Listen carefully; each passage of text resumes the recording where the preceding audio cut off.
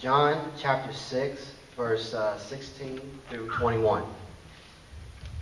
So I'll wait and let everybody get there. Let me know when you're there.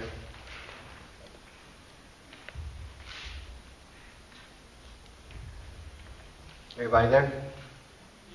Yep. All right. So the word says that when evening came, his disciples went down to the lake, where they got into a boat and set across the lake for Capernaum.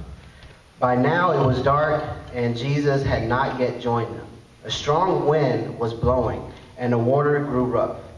When they had rowed 3.5 miles, they saw Jesus approaching a boat, walking on the water, and they were terrified. But he said to them, "It is I, don't be afraid."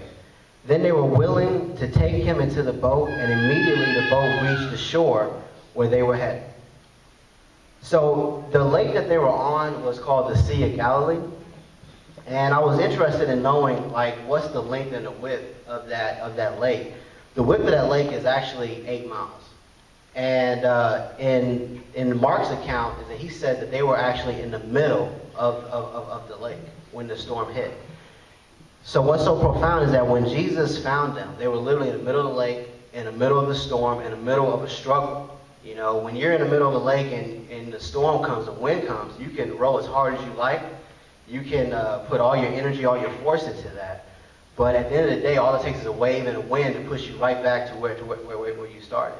And I can imagine them rowing and pushing as hard as they can. And when you're in the midst of that struggle, you can lose sight of your destination. You're not focused so much on reaching that shore as you are focused on simply surviving, simply making it. And while they were in the midst of that struggle, they saw Jesus. And I probably would have been scared too if I saw a man walking on the water, in the midst of a storm. But they were terrified because they didn't know what was going on. And Jesus said, "It is I, don't be afraid."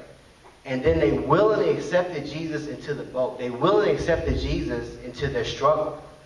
And when they gave that struggle to Jesus, they immediately reached the destination in which they were trying to get to. So the point of that message is that no matter what you're going through, no matter what struggle you're going through, whether it be finances, whether it be your marriage, whether it be raising your kids, whatever it is, willingly accept Jesus into that struggle. Willingly allow him to lead you in that struggle. And he will get you to the destination that you're trying to reach, where you're not merely surviving, but you're thriving, but you're living. So that's what I have for today. And